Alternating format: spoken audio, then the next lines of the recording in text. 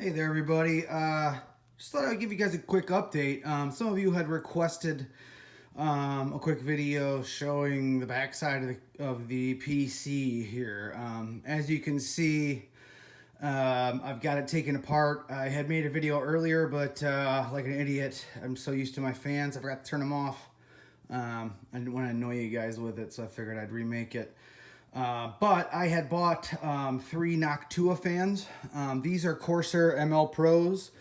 They're basically the #2 fan you can buy on the market for static pressure, which is what you want. That's the most amount of air being forced through an area with resistance. That resistance being the fins on your radiator. And then they also measure the amount of cubic feet per minute of airflow, and it's also one of the highest in that. It's usually used in server farms or extreme builds, but because the difference is this is about a 2,500 RPM fan, and the Noctua is a 3,000 RPM fan. So it'll be louder, but that doesn't bother me one bit.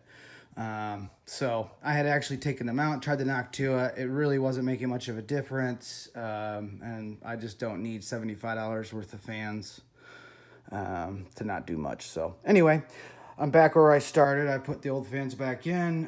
As you can see in here, this is my jumble of wires. It looked a lot better up until the last time I got in here, and the reason being is that I have to have so many little splices and adapters and things like that to try to get this all in. You know, I've got a Node Pro in here for just 2 strips of LEDs. I've got the Lian Li controller in here. I've got another 6-port controller. There's another 6-port controller back in here for RGB. I've got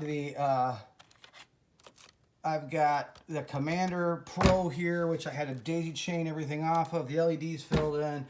And then a gazillion different types of connectors that I bought off of eBay to try to connect up the different ecosystems together. And I've got it about as far as I'm going to bother with. Now I just basically have to make one other profile in either CAM or RGB Fusion, which is Gigabyte Aorus. CAM would be NZXT. And I can basically handle the rest of the lighting with a profile from one of them, and then just flip over to Corsair or just hit the button to switch to whatever profile I want. So that's about as far as I'm going to take it. I got the Lian Li. I've got everything else connected up, and I've got it set up here so that anytime I want, I can basically just disconnect it.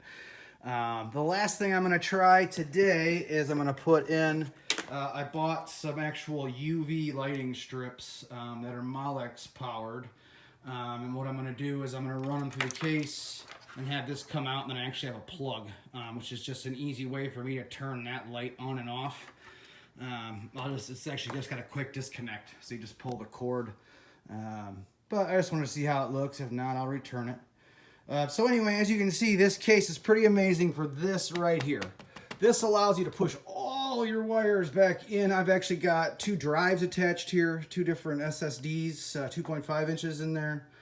There's just enough room, as you can see, for a 360 millimeter radiator, which I've got actually put in behind here on the back side.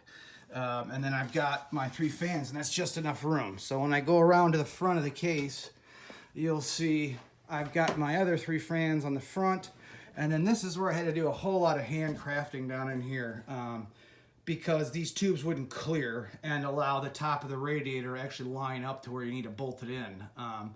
So I ended up hand filing that all down so that I could put the radiator behind here. The main reason for that is that the 3080 or 3090 is longer, and you'll see like it could literally come all the way out to here. So if I had the radiator in front, my fans would either be right up to it or possibly in the way of one of these huge new GPUs, and I didn't want to deal with that, so that's taken care of. Some of you guys, you know, are pointing out, and rightfully so, that there was a GPU sag. I've gotten rid of that with this Cooler Master.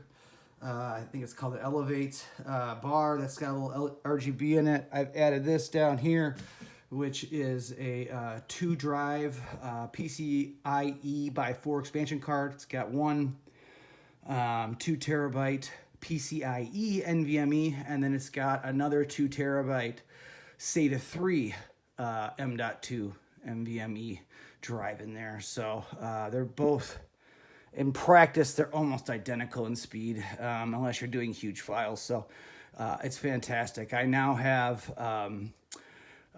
terabyte Sabrent. I have a 2 terabyte Inland Premium, which actually uses a Phison controller that's in like the WD Black and stuff like that. So it's an excellent buy for a little bit cheaper. And then I've got a 1 terabyte 970 Evo. So all in all, I've got 3 2 terabytes and the 1 terabyte. So I've got 7 terabytes right here in now, worth of just NVMe storage. And then I've got a couple of SSDs. And like I've shown before, I've got my old computer wrapped around here in my closet. You have to excuse the mess of wires and crap, but my old computer is rebuilt back in here, and it's got a couple of NVMe drives as well as an 8 terabyte enterprise drive, a Seagate Exos, that's accelerated by 64 gigabytes of Optane. And I have that shared out. Everything is connected via my Cat 6 network in the house that I ran myself when this house was being built. Just basically talked to the builder to let me come in, and I ran it to every room, almost every freaking corner. So that's how I got my TV and 2 computers all connected up to my my home network via wire, which is a godsend. Anyway, because of that, I'm able to map those drives from this computer to my other computer, and I'm able to save stuff on there. So that gets me another 10 terabytes, 11 terabytes worth of storage that as long as that computer's on, it runs. The other interesting thing is that the only other GPU I have right now is a 1080 Ti, which is burnt out. So I might try to fix that, but I can actually use this GPU to stream games back over through that computer and into this monitor if I really want to. Otherwise, I can just connect up this computer to that monitor. But it's just an interesting idea about being able to stream your own games back and forth. So anyway, I'm going to go ahead and try to put this light in. That's the last thing I'm doing. After that, if it looks good or if it doesn't, it'll either stay in or it'll go. But I believe I am now done with this RGB build. I'm pretty excited about how everything turned out. And in the meantime, today, I got my Valve Index set for VR, which I'm really excited because I'm going to do some sim racing with this and try this out for the first time. My intention over time is to build a complete 3-axis motion sim racing rig. So I'm just starting to collect pieces now that I can play with, and you know, hopefully the next year or so I'll get the motion simulator. So that's kind of the idea. So I'm looking forward to doing that. And I also ripped out all of my Corsair ambilighting because it looked like crap. And I replaced it with the Hue. I did not realize that Hue ambilighting does not require the HDMI pass-through if you are on PC. There's actually a PC software version that does it. I have a feeling it's not quite as pixel perfect accurate. It's not actually going right now, so it's just on for lighting because I'm doing the work right now. But it's pretty amazing in games. So anyway, I'll be doing a follow-up video to talk about the Valve Index and sim racing. I'll do another video here shortly about the Philips Hue ambilighting, which I've set up, and I've gotten a bulb over here as well.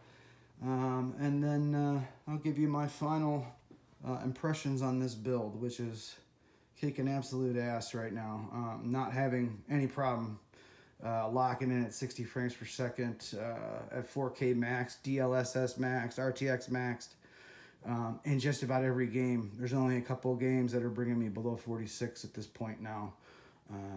You know, this graphics card, 2080 Ti with a 240mm AIO and 4 fans and push-pull, you know, I'm able to lock it in at 2.165 gigahertz. So this thing is almost like a 380 at this point now. But anyway, stay tuned. I'll give you guys another update as soon as I get everything together, and I'd love to hear you guys' comments. Please hit the subscribe button. I appreciate it. Thank you.